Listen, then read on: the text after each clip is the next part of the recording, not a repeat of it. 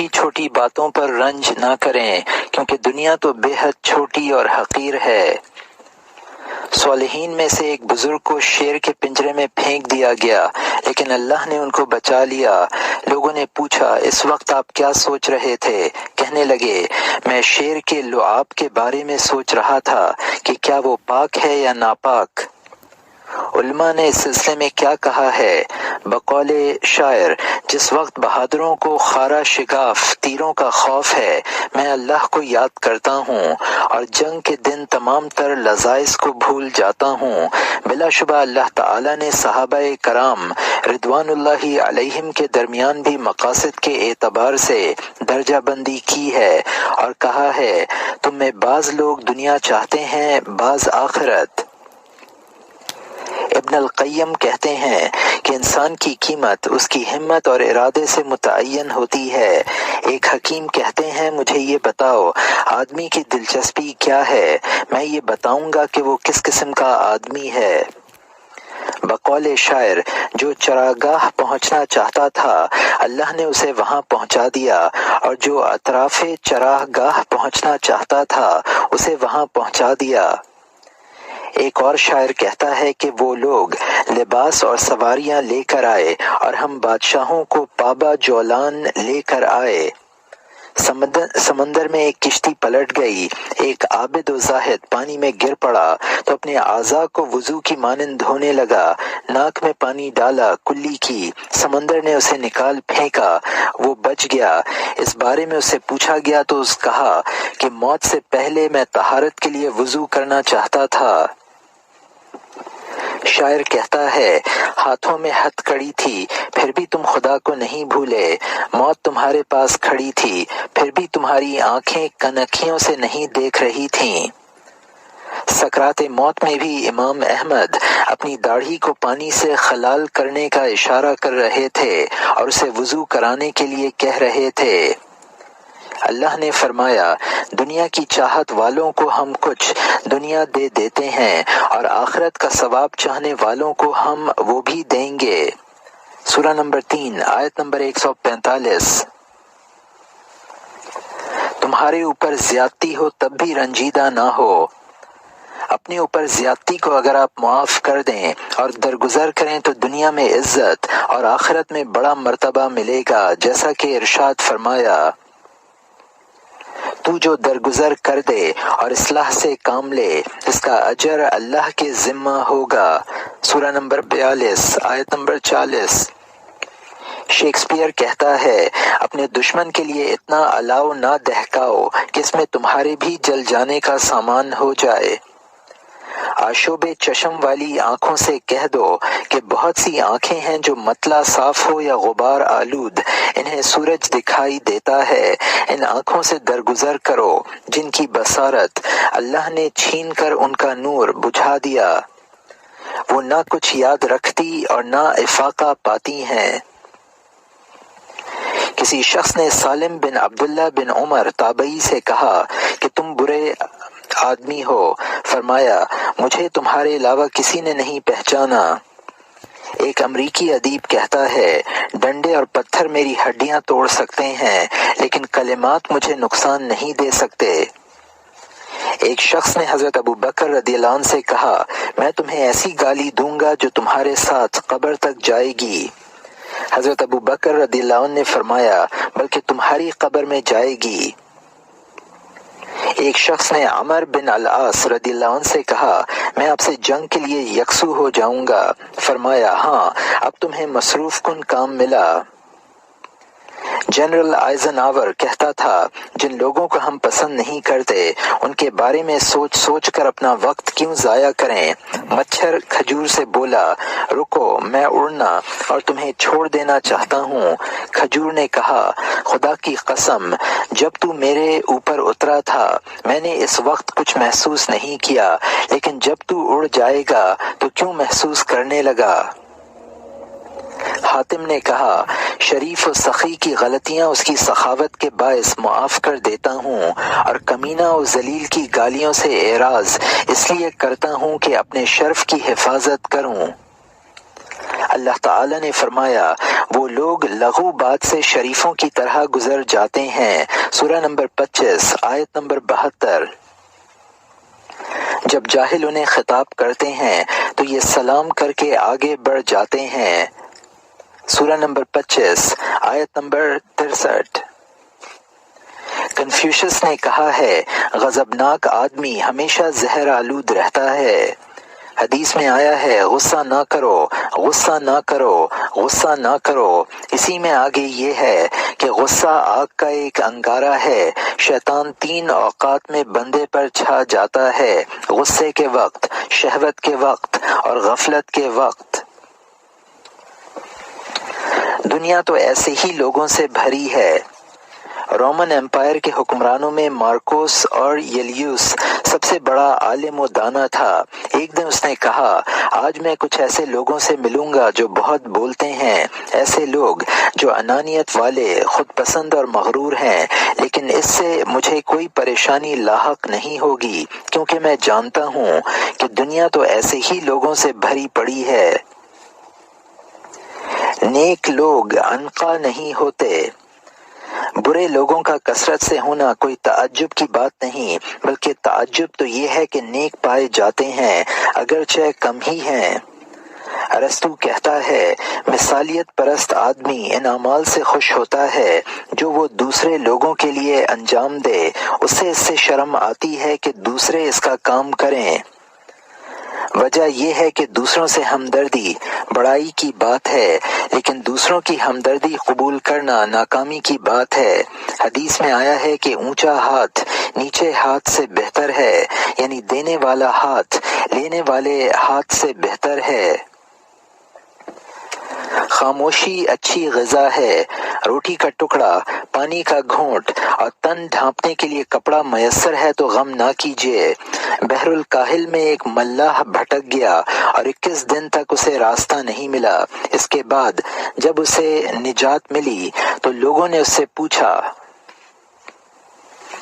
کہ اس نے سب سے بڑا سبق کیا سیکھا؟ بولا میں نے اس تجربے سے سب سے بڑا سبق یہ سیکھا کہ اگر آپ کے پاس صاف پانی، کافی کھانا ہے تو آپ کبھی دل شکستہ نہ ہوں۔ ایک کا قول ہے زندگی پوری ایک لقمہ روٹی اور ایک گھونٹ پانی ہے، اور جو کچھ ہے وہ فضول ہے۔ ابن الوردی کہتا ہے کسرا کی بادشاہت بھی ایک لقمہ سے بے نیاز نہیں کر سکتی۔ جوناتھن سیوفٹ کہتا ہے دنیا میں سب سے بڑے ڈاکٹر یہ ہیں ڈاکٹر رحم، ڈاکٹر سکون اور ڈاکٹر خوشی۔ خوشی و مسرت کے ساتھ تھوڑا کھانا ایسا کامیاب علاج ہے جس کا کوئی نعم البدل نہیں۔ میں اضافہ کرتے ہوئے کہتا ہوں کہ موٹاپا ایک مزمن مرض ہے تو توند آدمی کی ذہانت اور مسرت کو کھا جاتی ہے۔ خاموش دل اور روح کو آرام دیتی ہے، خاموشی دل اور روح کو آرام دیتی ہے، خوش رہنے سے سرور ملتا ہے اور یہ ایک اچھی غذا بھی ہے۔ بلاؤں سے نہ گھبرائیے کہ وہ انعام و عطیہ بھی ہو سکتے ہیں۔ ڈاکٹر سیمیول جانسن کہتا ہے ہر حادثے میں مثبت پہلو ڈھونڈ نکالنا سال بھر میں 1000 غنیوں سے زیادہ قیمتی ہے۔ اللہ تعالی نے فرمایا کیا یہ نہیں دیکھتے کہ سال میں 1 یا 2 بار ان کی آزمائش ہوتی ہے، پھر بھی یہ توبہ نہیں کرتے نہ نصیحت حاصل کرتے ہیں۔ سورہ نمبر 9 آیت نمبر 126۔ حضرت معاویہ رضی اللہ عنہ کہتے ہیں بردبار نہیں ہوتا مگر تجربے والا۔ افشین کے بارے میں ابو تمام نے کہا ان کے پاس اللہ کی کتنی نعمتیں تھیں، لگتا تھا وہ اجنبیت اور قید کی حالت میں ہیں۔ سلف کے ایک شخص نے عشرت پسندوں میں سے ایک سے کہا تمہارے پاس نعمت ہے اسے شکر کے ذریعے قید کر لو۔ اللہ تعالی نے فرمایا اگر تم شکر ادا کرو گے تو میں زیادہ دوں گا اور اگر تم نے کفر کیا تو میرا عذاب بڑا شدید ہے۔ سورہ نمبر 14 آیت نمبر 7۔ اور اللہ تعالیٰ نے ایک بستی کی مثال بیان فرمائی جو پرامن و با اطمینان تھی، جسے ہر جگہ سے خوب روزی مل رہی تھی۔ اس بستی والوں نے اللہ کی نعمتوں کا کفر کیا تو اللہ نے ان کے کرتوتوں کے باعث انہیں بھوک اور خوف کا مزہ چکھا دیا۔ سورہ نمبر 16 آیت نمبر 112۔ انسان عالم اصغر ہے۔ آپ اگر فلاں کے طرز پر نہیں، فلاں کی طرح نہیں، تو کیا غم کہ آپ الگ چیز ہیں۔ ڈاکٹر جیمز گارڈن گلیکی کہتے ہیں یہ مسئلہ کہ آپ بالکل الگ اور منفرد ہوں اتنا ہی قدیم ہے جتنی تاریخ۔ انسانی تاریخ میں یہ ایک عام بات ہے۔ منفرد ہونے کے رجحان کی کمی نفسیاتی پیچیدگیوں کا سبب ہے۔ ایک کا حکیم کا قول ہے کہ آپ مخلوق میں سب سے الگ ہیں، آپ کی مثل کوئی نہیں، نہ آپ کسی سے ملتے جلتے ہیں، کیونکہ خالق دو جہان مخلوقات کے بیچ فرق و امتیاز رکھا ہے۔ اللہ تعالیٰ نے فرمایا بلا شبہ تمہاری کوشش الگ الگ ہیں۔ سورہ نمبر 92 آیت نمبر 4۔ بچے کی تربیت پر اینگلو پیٹر نے 13 کتابیں لکھی ہیں، ہزاروں مقالات و مضامین لکھے۔ اس کا کہنا ہے کہ اس سے زیادہ نامراد اور کوئی نہیں جو غیر کی طرح بننا چاہے اور اپنے جسم اور سوچنے کے انداز کو بدلنا چاہے۔ اللہ تعالیٰ نے فرمایا اس نے آسمان سے پانی برسایا جو اس کے مطابق نہریں اور نالے بن کر بہہ پڑا۔ سورہ نمبر 13 آیت نمبر 17۔ ہر ایک کے اپنے صفات، قوتیں اور صلاحیتیں ہیں، ایک آدمی دوسرے میں جذب نہیں ہو سکتا۔ آپ کو محدود اور الگ صلاحیتیں ملی ہیں تاکہ آپ سب سے الگ کچھ کر سکیں۔ لوگ کہتے ہیں کہ اپنے آپ کو پڑھیے، اپنی رفتار ترقی کو جان جائیے۔ خود اعتمادی پر ایمرسن کا جو مقالہ ہے اس میں وہ کہتا ہے ایک وقت آئے گا جب انسان اس نتیجے تک پہنچ جائے گا کہ حسد جہالت ہے، تقلید خودکشی ہے، اور یہ کہ ہر طرح کے حالات میں اپنے آپ کو ویسا سمجھا جائے جیسا کہ فی الواقع ہے۔ اپنے نصیب پر راضی رہیے اور یہ بات سمجھ لیجئے کہ دنیا ہر طرح کی چیزوں سے بھری ہے، پھر بھی آدمی ایک دانہ بھی اسی وقت پائے گا جب اپنی زمین پر کاشت کرے گا، اس کی دیکھ بھال کرے گا۔ جو قوتیں اس کے اندر پوشیدہ ہیں وہ فطری ہیں۔ کوئی بھی آدمی دوسرے کی قوت نہیں جان سکتا جب تک کہ تجربہ نہ ہو۔ اپنی قوت کو آدمی خود ہی پہچان سکتا ہے۔ اللہ نے فرمایا کہہ دو عمل کرو، اللہ اس کا رسول اور اہل ایمان تمہارے اعمال دیکھ رہے ہیں۔ وقفہ۔ ذیل میں ہم کچھ آیات کا ترجمہ دے رہے ہیں جو اللہ سے امید و حسن ظن کو تقویت دیتی ہیں اور آپ کو مضبوط بناتی ہیں۔ کہہ دو اے میرے بندو جنہوں نے اپنے اوپر زیادتی کی ہے، اللہ کی رحمت سے مایوس نہ ہو، بلا شبہ اللہ تمام گناہوں کو معاف کر دیتا ہے اور وہ غفور الرحیم ہے۔ قل یا عبادی الذین اسرفوا علی انفسہم لا تقنطوا من رحمت اللہ ان اللہ یغفر الذنوب جمیعا انہ هو الغفور الرحیم۔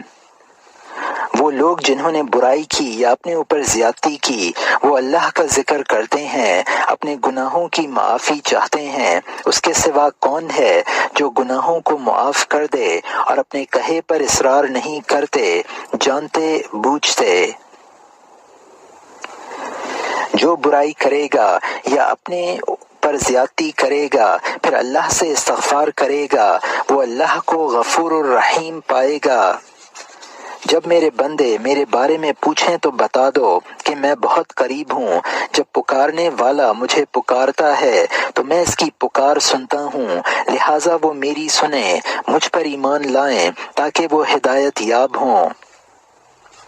کیا وہ جو مجبور کی پکار سنتا ہے، اس کی تکلیف دور کرتا ہے اور تمہیں زمین کا خلیفہ بناتا ہے، وہ اللہ ہے یا اس کے ساتھ کوئی بھی ہے یا کوئی اور بھی ہے؟